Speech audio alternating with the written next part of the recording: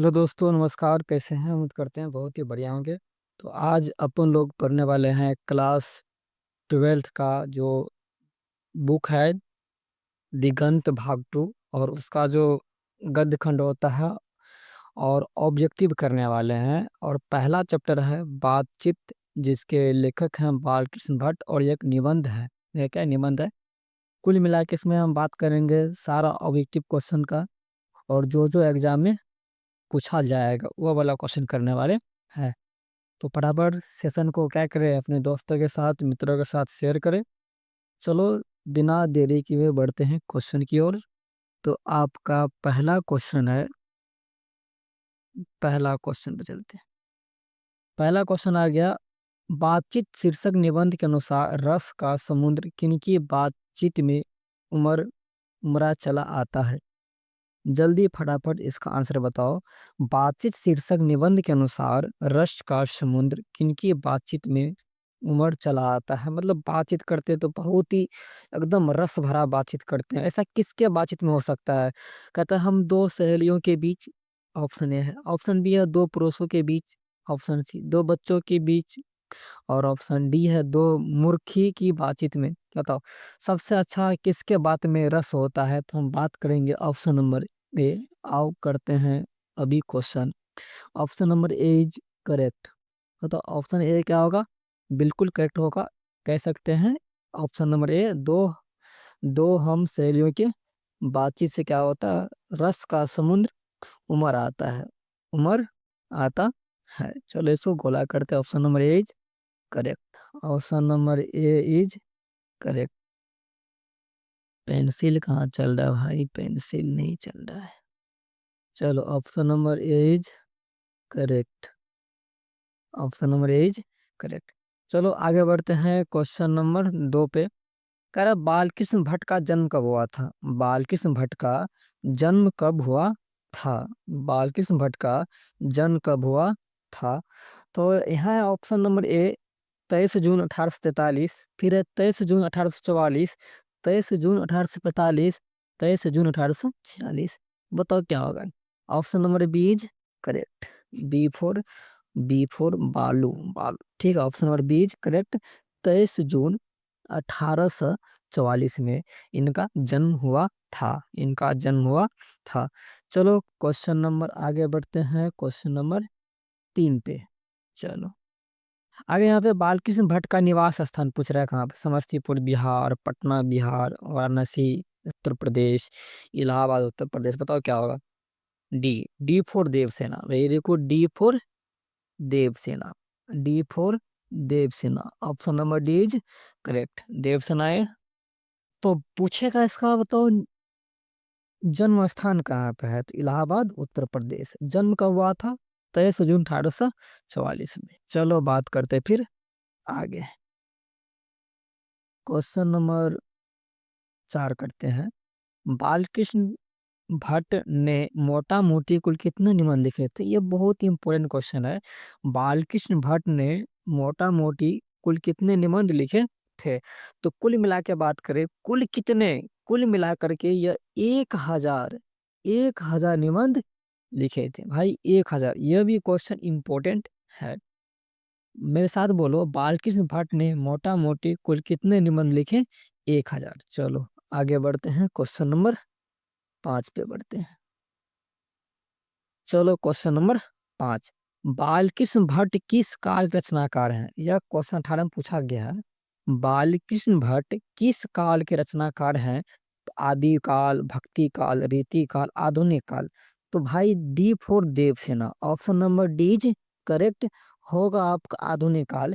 बालकृष्ण भट्ट किस काल के कवि हैं? तो याद रखना आधुनिक काल। एक एक दो बार बोलो तो याद हो जाएगा। बालकृष्ण भट्ट किस काल के रचनाकार हैं? आधुनिक काल के। बताओ कौन सा काल के? आधुनिक काल के। चलो बढ़ते हैं क्वेश्चन नंबर 6 पे। क्वेश्चन नंबर 6 यहाँ देखो। क्वेश्चन नंबर 6 है, बालकृष्ण भट्ट के पिता का नाम। भाई पिता का नाम बताओ क्या है? पिता का नाम Beni Prasad Bhatt. Option number B is correct. B four, चलो बाल दिवस। बी फोर बाल दिवस। B for Bal Diwas. Option number B is correct. Balkrishna Bhatt का पिता का नाम बेनी प्रसाद भट्ट। बेनी प्रसाद भट्ट। बालकृष्ण का पिता का नाम बेनी प्रसाद भट्ट। माता का नाम पूछे तो पार्वती देवी। माता का नाम पूछे तो पार्वती देवी। पिता का नाम पूछे तो बेनी प्रसाद भट्ट। चलो भैया क्वेश्चन नंबर आगे बढ़ते हैं 7 पे। क्वेश्चन नंबर 7 देखो क्या, बालकृष्ण भट्ट का निधन कब हुआ था? बालकृष्ण भट्ट का निधन कब हुआ था? तो याद रखना, सी फोर चलो चांद पर। सी फोर चलो चांद पर मतलब 20 जुलाई 1914 में निधन हुआ था। 20 जुलाई 1914 में। 20 जुलाई 1914 में 13 में इसका निधन हो गया था। तो बालकृष्ण भट्ट का निधन कब हुआ था? 20 जुलाई 1914 में। जन्मा कब था? जन्मा कब था? 1844 में। 1844 में। और निधन कब हो गया? 20 जुलाई 1914 में। पिता का नाम बेनी प्रसाद भट्ट, माता का नाम पार्वती देवी। चलो भाई आगे बढ़ते हैं। चलो अगला क्वेश्चन आपका है। अगला question, question number 8, Balkrishna Bhatt की रचना बातचीत क्या है? बालकृष्ण भट्ट की रचना बातचीत क्या है? अपन लोग अभी अभी पहले ही जब चालू किए थे सेशन को तभी पढ़े थे। बातचीत एक प्रकार का निबंध है। क्या है वो? निबंध है। सर निबंध में कौन सा है? तो ललित निबंध है। ललित निबंध है। बालकृष्ण भट्ट की रचना बातचीत कौन सी विधा है? तो ललित निबंध है। ललित निबंध है। बातचीत जो चैप्टर है यह कौन सी विधा है? तो ललित निबंध। ऐसे क्वेश्चन पूछ सकता है, बातचीत का रचनाकार किस बराबर, बातचीत का रचनाकार कौन है? तो बालकृष्ण भट्ट। बी फॉर बातचीत, बी फॉर बालकृष्ण भट्ट। चलो बढ़ते हैं फिर आगे। भाई क्वेश्चन नंबर आगे देखते हैं। क्वेश्चन नंबर 8 भी हो गया। Question number 9। क्वेश्चन नंबर 9 पे बढ़ते हैं। चलो क्वेश्चन नंबर 9 बढ़ते हैं। क्वेश्चन नंबर 9 पे है, बालकृष्ण भट्ट के प्रहसन का नाम बताइए। बालकृष्ण भट्ट के प्रहसन का नाम बताइए। इस रचना में से आ रहा है क्या? ये रचना वाला क्वेश्चन है। बालकृष्ण भट्ट का प्रहसन का नाम बताइए। जैसा काम वैसा परिणाम ये भी है। नई रोशनी का विष ये भी है।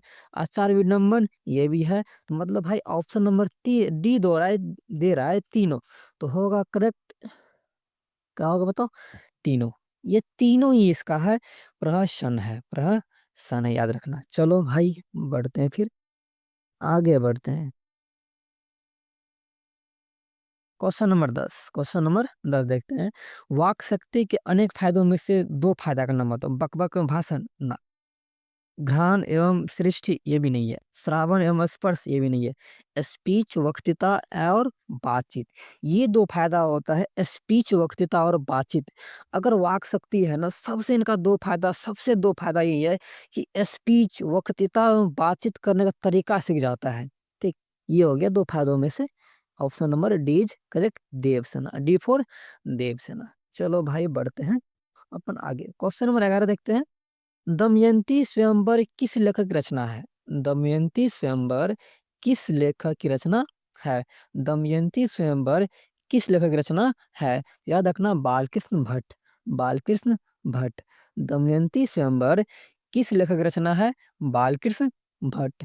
फिर से बोलो, दमयंती स्वयंवर किस लेखक की रचना है? बालकृष्ण भट्ट। चलो क्वेश्चन नंबर फिर अगला चलते हैं 12 नंबर पे। बालकृष्ण भट्ट किस युग की रचनाकार? वो काल था। काल पूछे तो आधुनिक काल। ठीक, अब पूछ रहा है युग, पूछ रहा है तो किस युग के रचनाकार है? तो याद रखना, बालकृष्ण भट्ट भारतेंदु युग के रचनाकार हैं। बालकृष्ण भट्ट भारतेंदु युग के रचनाकार हैं। Option number is correct. Balkrishna Bhatt, Balkrishna Bhatt जो है, बालकृष्ण भट्ट यह भारतेंदु युग के रचनाकार हैं। चलो गुरु आगे बढ़ते हैं अपना क्वेश्चन नंबर। चलो क्वेश्चन नंबर 13। सौ अजान एक सुजान। सौ अजान एक सुजान किसका रचना है? सौ अजान एक सुजान किसका उपन्यास है? यही कह रहा है ना, किसका उपन्यास है। इनका नाम बताओ किसका है। भाई बालकृष्ण भट्ट। बालकृष्ण भट्ट। एक दो बार और बोलो। सौ अजान एक सुजान नामक उपन्यास का लेखक कौन है? तो बालकृष्ण भट्ट। शाहजहां एक सुजान का उपन्यासकार कौन है? बालकृष्ण भट्ट। चलो भाई आगे बढ़ते हैं। क्वेश्चन नंबर 14 पे चलते हैं। यहाँ है हिंदी के एडिशन निम्नलिखित में से कौन कहे जाते हैं? बोल रहा है एडिशन किसे कहते हैं? हिंदी का एडिशन कहते हैं बालकृष्ण भट्ट को। याद रखना, हिंदी का एडिशन किसे कहते हैं? बालकृष्ण भट्ट को। हिंदी का एडिशन बालकृष्ण भट्ट को कहा जाता है। फिर से बोलो, हिंदी का एडिशन बालकृष्ण भट्ट को कहा जाता है। चलो भाई, क्वेश्चन नंबर फिर अपन आगे बढ़ते हैं।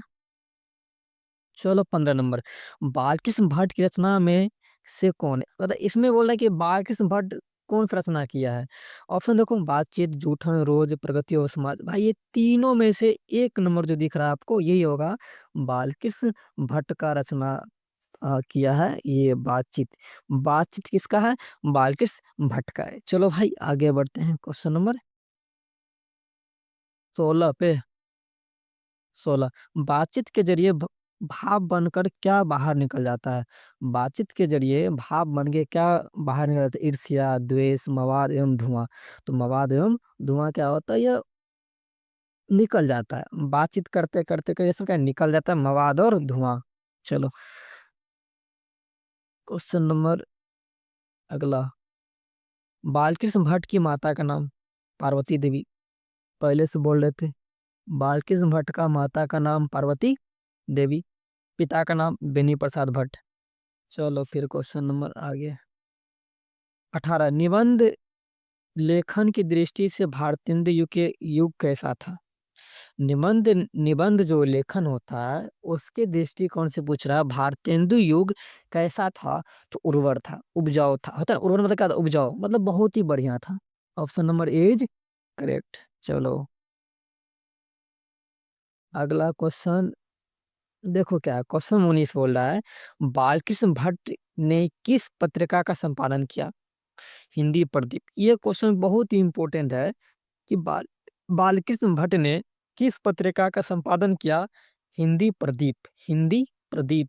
हिंदी प्रदीप नामक पत्रिका का संपादन किसने किया? तो बालकृष्ण भट्ट ने। एक एक बार फिर से बोलो, हिंदी प्रदीप नामक पत्रिका का संपादन किसने किया? बालकृष्ण भट्ट ने। याद हो गया? चलो आगे बढ़ते हैं क्वेश्चन नंबर 20 पे। 20 पे क्वेश्चन नंबर, किसके ना होने से सृष्टि गूंगी प्रतीत होती है? बहुत इंपोर्टेंट क्वेश्चन है, यहाँ पर भीभिया क्वेश्चन है। किसके ना होने से सृष्टि गूंगी प्रतीत होती है?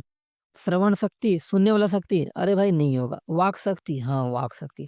अगर वाक शक्ति ना होगा तो पूरा सृष्टि गूंगा प्रतीत होगा। Option number B is correct, कि अगर वाक शक्ति ना होगा तो पूरा सृष्टि गूंगी प्रतीत होती है। क्या करेगा आदमी? एकदम चुपचाप एक कोना में जाकर बैठा रहेगा, कोई बोल नहीं पाएगा, तो पूरा संसार गूंगा हो जाएगा वाक शक्ति के बिना।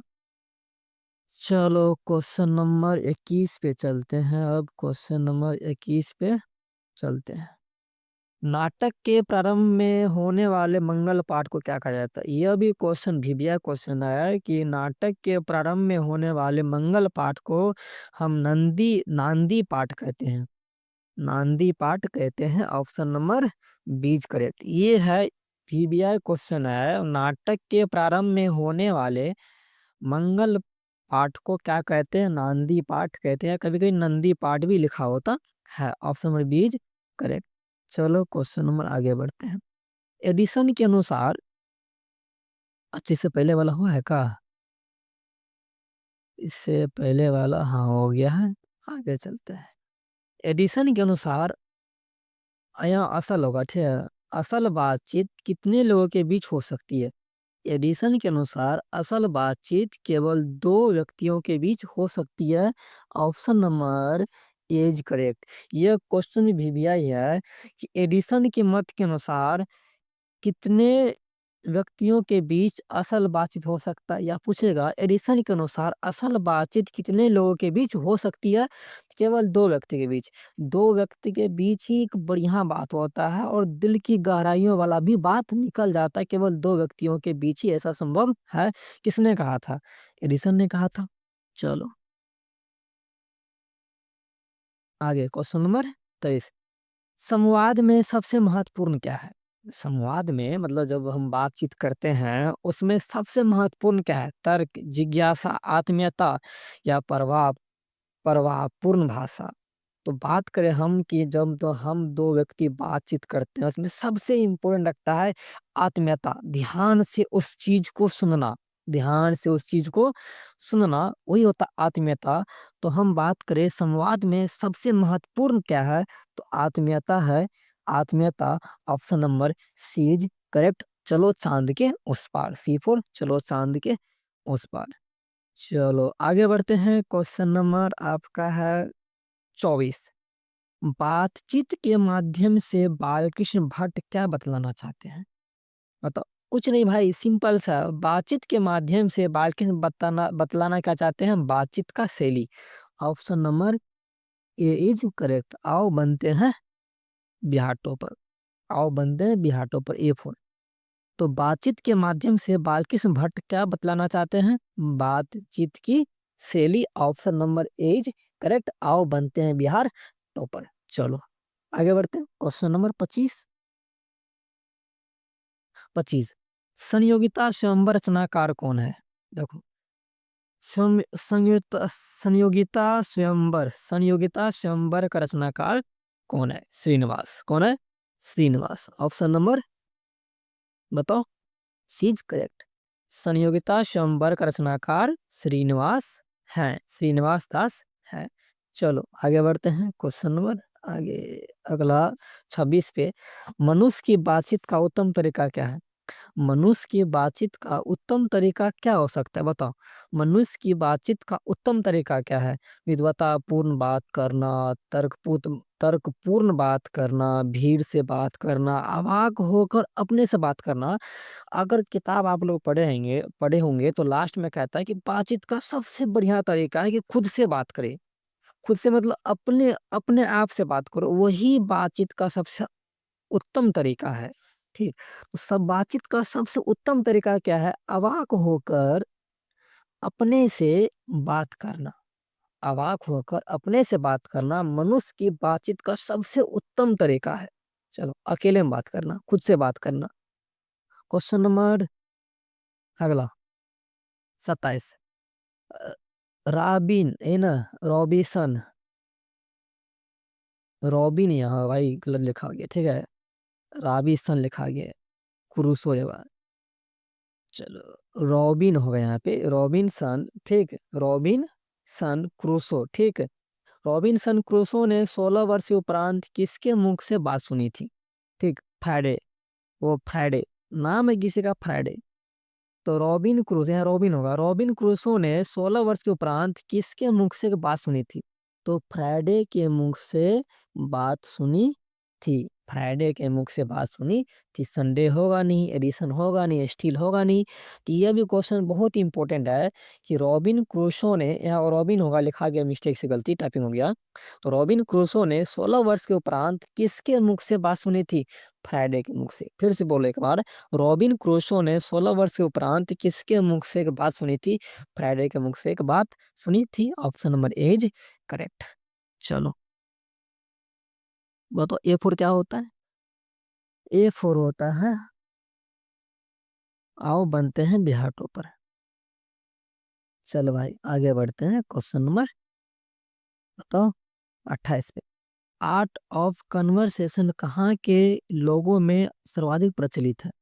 आर्ट ऑफ कन्वर्सेशन कहाँ के लोगों में सर्वाधिक प्रचलित है, याद रखना यूरोप। कहाँ के लोगों में, यूरोप के लोगों में। यह भी क्वेश्चन इंपॉर्टेंट है बहुत ही ज्यादा, कि आर्ट ऑफ कन्वर्सेशन कहाँ के लोगों में सर्वाधिक प्रचलित है। एक नंबर क्वेश्चन में आर्ट ऑफ कन्वर्सेशन कहाँ के लोगों में प्रचलित है, तो याद रखना यूरोप। कहाँ, यूरोप। आर्ट ऑफ कन्वर्सेशन कहाँ के लोगों में प्रचलित है, यूरोप। अगर ये 2 नंबर क्वेश्चन पूछेगा तो ये इंपॉर्टेंट है, आर्ट ऑफ कन्वर्सेशन क्या होता है। क्वेश्चन नंबर ए मतलब 2 नंबर क्वेश्चन पूछता है कि आर्ट ऑफ कन्वर्सेशन क्या होता है, और 1 नंबर पूछे, 1 मार्क में पूछे, आर्ट ऑफ कन्वर्सेशन कहाँ के लोगों में प्रचलित है, याद रखना यूरोप, यूरोप, यूरोप, ठीक है। चलो आगे बढ़ते हैं, क्वेश्चन नंबर 29, कौन सी रचना बालकृष्ण भट्ट की है। रेल का विकट खेल इंपोर्टेंट है, रेल का विकट खेल किसकी रचना है, रेल का विकट खेल किसकी रचना है? बालकृष्ण भट्ट का। रेल का विकट खेल किसकी रचना है? बालकृष्ण भट्ट का। रेल का विकट खेल किसकी रचना है? बालकृष्ण भट्ट का। चलो आगे बढ़ते। कौन सी रचना बालकृष्ण भट्ट की नहीं है? ये है नहीं है नितुन ब्रह्मचारी, ये भी होता है। सौ अजान एक सुजान, ये भी है। सद्भाव की अभाव, ये भी है। परीक्षा गुरु, इसका रचना क्या है? नहीं है। तो परीक्षा गुरु इसका रचना नहीं है।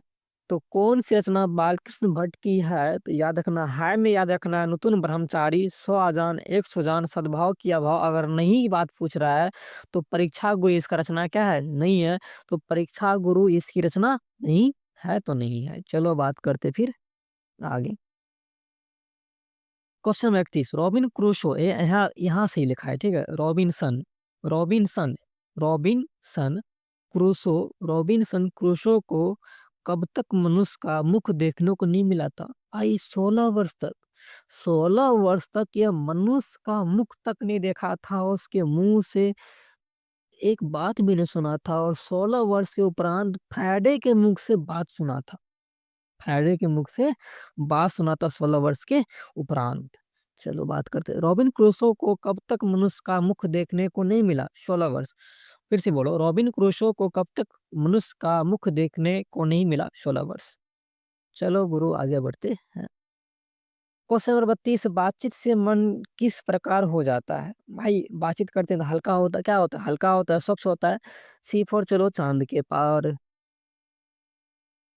बातचीत से मन किस प्रकार का हो जाता है? हल्का होता है और स्वच्छ होता है। आप ही लोग बात करते हैं तो मन क्या होता है? एकदम हल्का होता है। किसी को दुख बता दिए, आपका दुख कम हो गया, सही हो गया, थोड़ा बहुत सही हो गया, कम हो गया।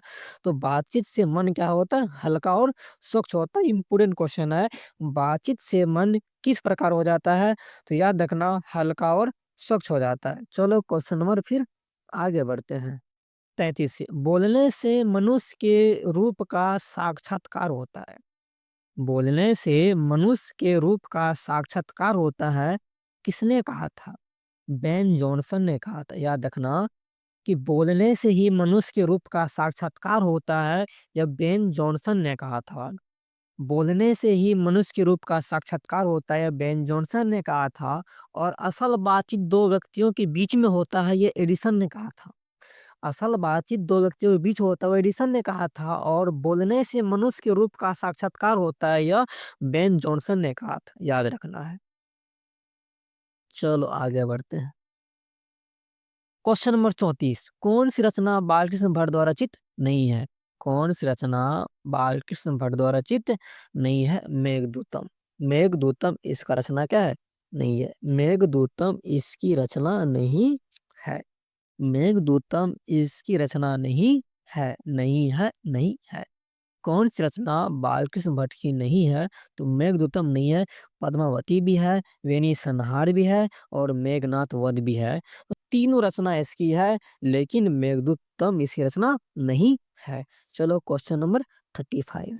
क्वेश्चन नंबर 35, असल बातचीत सिर्फ दो व्यक्तियों में हो सकती है, किसका मत है? फिर यहाँ गलती टाइपिंग हो गया। असल बातचीत सिर्फ दो व्यक्तियों के बीच हो सकती है, किसने कहा था? भाई किसने कहा था? एडिसन ने कहा था। आपको बता दें किसने कहा था। एडिसन ने कहा था कि असल बातचीत केवल दो व्यक्तियों के बीच हो ही सकती है। तो आई होप आप लोग यहाँ तक पूरा वीडियो को देखे होंगे। उम्मीद करते हैं आपका जो जो क्वेश्चन होना चाहिए था सब हो गया। ये सेशन क्या करें अपने दोस्तों के साथ, बताओ, शेयर करना है। अपने दोस्तों के साथ शेयर करो। और आप अगर इंस्टाग्राम चलाते हैं तो आप उन्हें फॉलो कर सकते हैं। इंस्टाग्राम, फेसबुक, ट्विटर जितना भी होता है सब। और अगर इसका पीडीएफ चाहते हैं तो आपको टेलीग्राम ग्रुप में ज्वाइन होना पड़ेगा। और टेलीग्राम ग्रुप का लिंक वीडियो के डिस्क्रिप्शन में हम क्या करेंगे, डाल देंगे। तो आप वहाँ जाइए और उसका पीडीएफ डाउनलोड कर सकते हैं। और वो भी स्क्रीन पीडीएफ आपके मोबाइल में रहेगा, एकदम बढ़िया रहेगा, एकदम सही दिखेगा, वहाँ से पढ़ सकते हैं।